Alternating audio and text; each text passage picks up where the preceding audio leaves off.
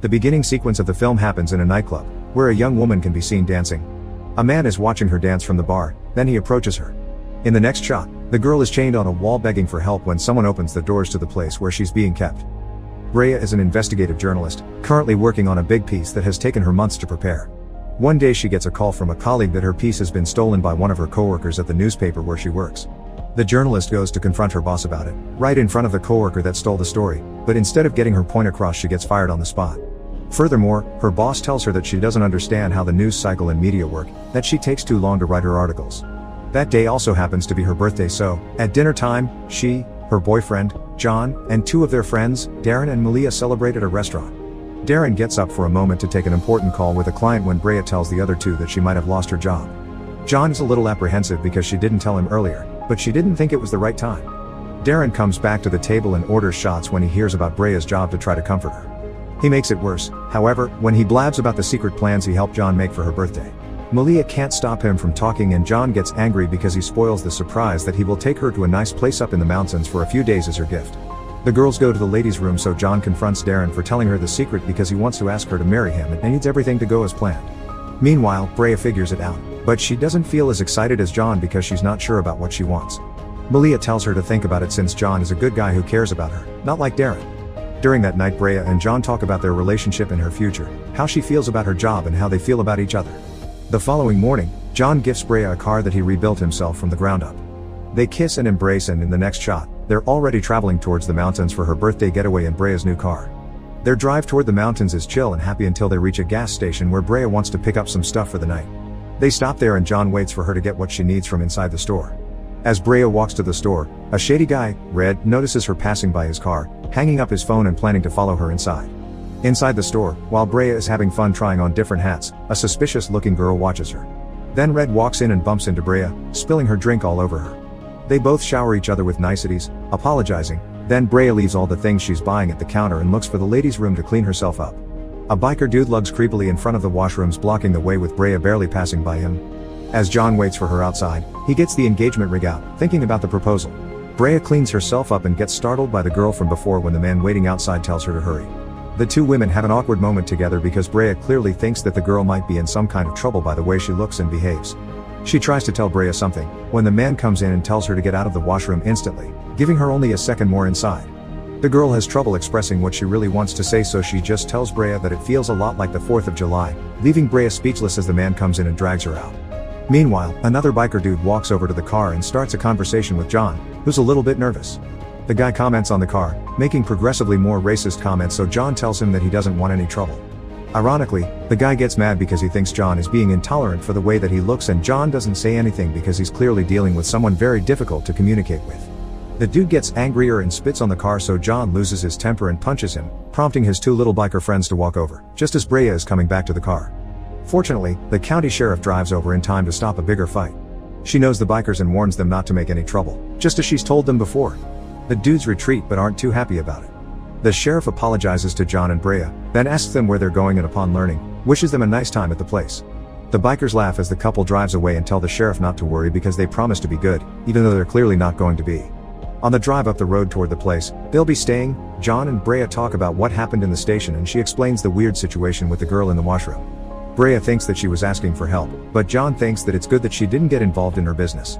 Suddenly, a biker appears behind them and Brea freaks out a little thinking that it's one of the guys from the station following and taunting them. And she's right, as can be seen when the biker drives up to them and hits their car, saying that there are no cops to save them now. John punches on the gas, but the dude just keeps following them, so he gets an idea of how to get rid of him.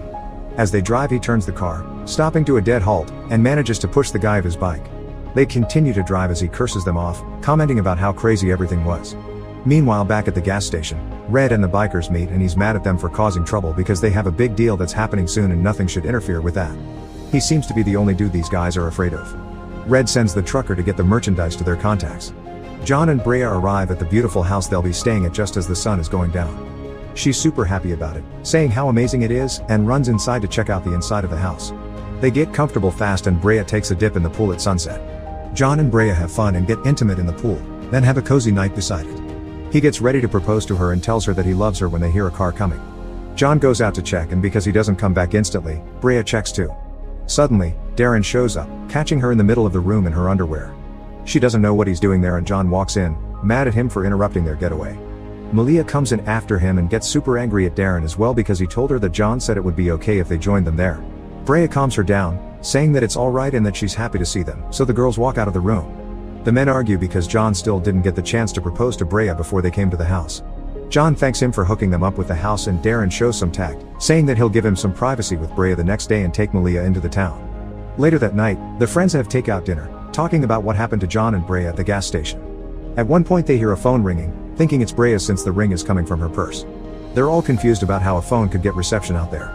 Brea knows it's not her phone so she checks everywhere around her purse, but when she doesn't find anything, she looks inside as well only to find a weird satellite phone inside. Brea doesn't understand how the phone could get inside there and wonders if anyone had gotten inside the house. However, she remembers that she left the girl from the gas station alone with her purse at one point.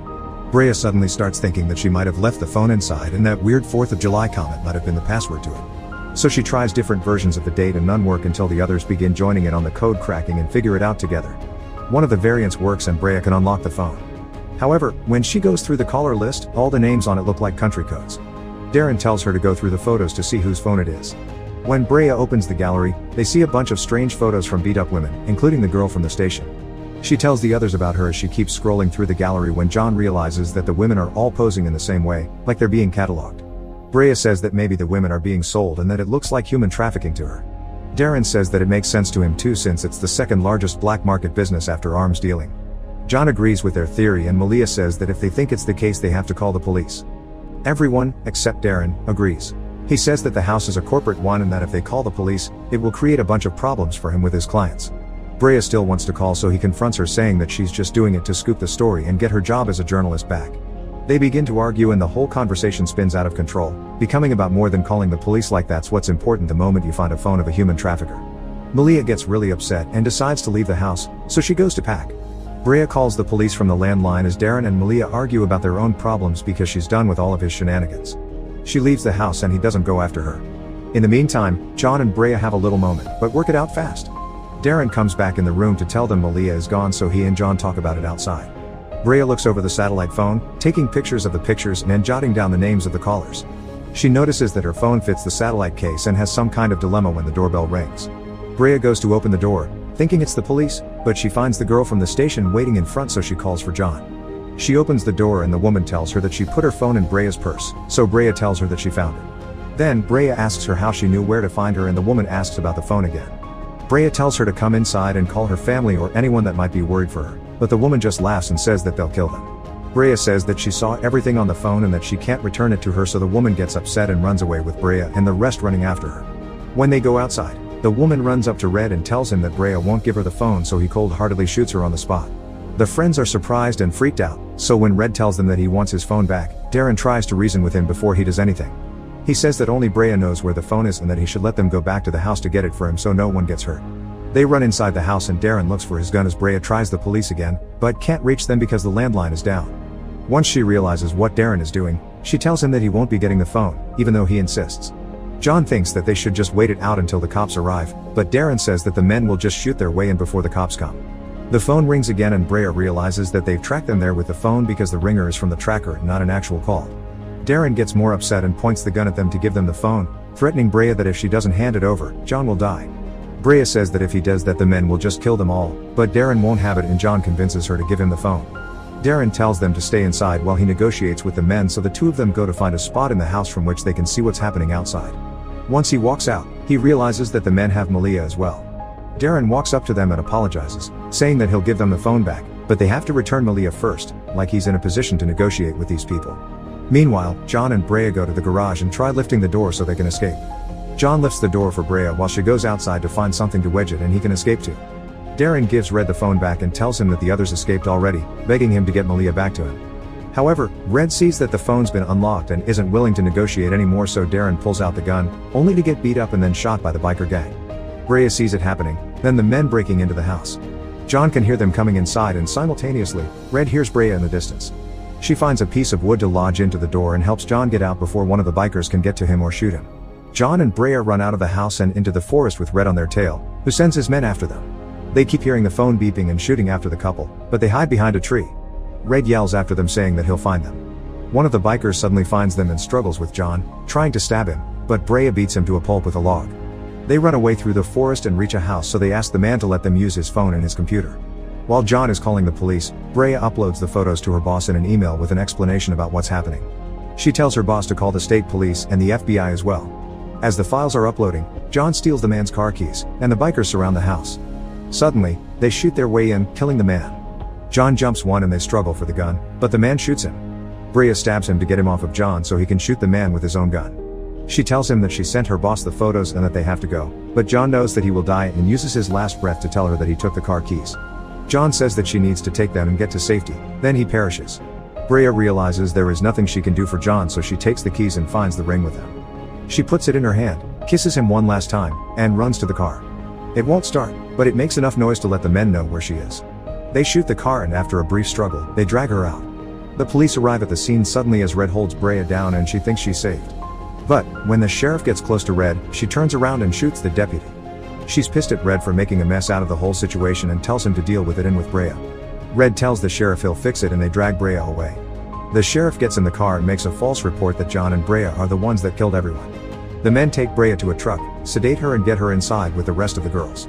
The truck rolls out and moves the women, so the next time Brea wakes up, she finds herself in some kind of abandoned mine. She gets herself together and sees a nail on the ground. Meanwhile, the sheriff is making it look like John and Brea killed her partner as well, pinning everything to them. Brea sees Malia together with all the other women held in the abandoned mine. Malia is badly beaten, but she just asks about Darren and John, crying when she learns the truth. Suddenly, the men come back to the women and Brea gets the nail she saw. One of them goes to sedate the other, while Red toys with Brea, kissing her, saying he'll keep her for himself. He even takes her ring, and when he goes to touch her, Brea stabs him with the nail and kills him with a rock. The other one grabs her when he sees what she's done and struggles with her, trying to strangle her. Malia sees the sedatives on the ground and injects him in the neck twice until he lets go of Brea. She tells Brea to run for help because she can't walk. Brea gets out of the mine and into the forest, soon realizing that she's still at the same mountain, seeing the gas station just below. She still walks in and asks for the cashier to call the police, knowing that the sheriff will come. Brea steals the cashier's cell and calls her boss to make sure that she'll get the help she needs. She goes to the washroom to clean herself up while she waits for the sheriff and the others to come. When the sheriff comes to the station, she finds Brea and they have a mini standoff in front of the security cameras. Brea asks her if she wants to kill her unarmed in front of a camera, convincing her to take her outside. The sheriff cuffs Brea, and as soon as she takes her out of the door, they are met with a cordon of cops, state police, and FBI because Brea's boss came true on his word to help. The sheriff gets arrested and Brea is taken care of by the paramedics. As she sits in front of the gas station, the other girls come out of the mine and are found by the FBI. Malia is saved as well. In the last moments of the film, Brea talks to her boss, confirming that she has all the evidence corroborated by the victims for her story about the trafficking ring. He asks her if she's sure she wants to go through with it because a lot of powerful people will be coming after her. Brea stands up and confidently says let them come. It is estimated there are 1.9 million women being trafficked in the United States. Worldwide, 21 million victims of human trafficking generate illegal profits each year of $150 billion.